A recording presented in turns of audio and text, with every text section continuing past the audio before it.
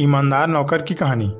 एक बार की बात है, शाहीनगर नामक गांव में एक बूढ़ा आदमी रहता था और उसके साथ उसकी पत्नी रहती थी। दोनों बूढ़े हो गए थे। उनके कोई संतान नहीं थी। घर और बाहर का सारा काम उन्हीं को करना पड़ रहा था। बूढ़े आदमी के पास बहुत सारे धन दौलत था। किसी बात की कोई कमी नहीं थी। रहने के लिए खूबसूरत सा घर और बहुत सारे खेत थे जिनमें वह अकेला ही मेहनत करके पैसा कमाता था। लेकिन उम्र होने के कारण अब वह काम करने के लायक नहीं था। इसलिए दोनों ने आपस में राय करके दो नौकर को अपने घर पर काम में रख लिया। दोनों साथ ही घर का काम निपटाकर खेत चले जाते और शाम होने पर वापस घर आ जाते। दोनों में से एक नौकर बिल्कुल अपने घर की तरह काम करता था और दोनों बूढ़े पति पत्नी को अपने माता पिता की तरह रखता था। अपना सारा काम बड़ी लगन से करता।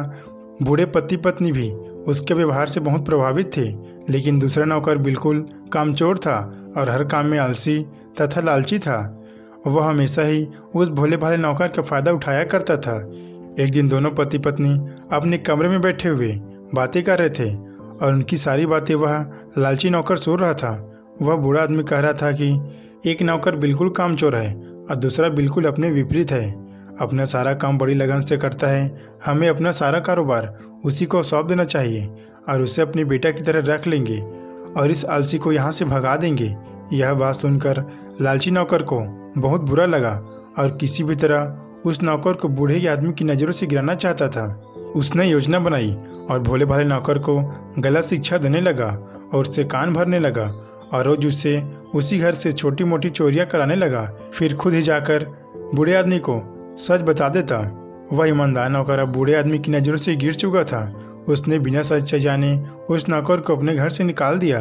अब क्या था, पूरे घर और खेती पर उस आलसी नौकर का ही हक था। उसे लगता था कि अब मैं ही इस संपत्ति का मालिक बनूंगा। इन बूढ़े पति पत्नी के मर जाने के बाद ये सारा धन दौलत मेरा ही होगा। लेकिन बूढ़ा आदमी को अभी भी उस आलसी नौकर पर शक था। वह उस पर नज़र रखता था और धीरे धीरे उसे ईमानदार नौकर की सच्चाई का पता चल गया।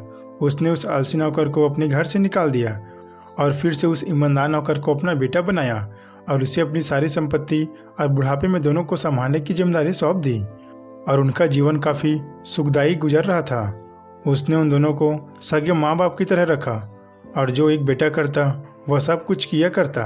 एक सगे बेटे की तरह अपना फ़र्ज निभाया। इस कहानी से हमें यह सीख मिलती है कि हमें किसी का गलत फ़ायदा नहीं उठाना चाहिए। जो हमारा होता है वैसा ही सभी का होता है। अपना को अपना और पराये को पराया नहीं समझना चाहिए। अपना कार्य ईमानदारी से करना चाहिए, चाहे वह कार्य अपना हो या दूसरे का, क्या फ़र्क पड़ता है। दोस्तों, यह वीडियो अच्छा लगा हो तो वीडियो को लाइक करके चैनल को सब्सक्राइब कर दीजिए।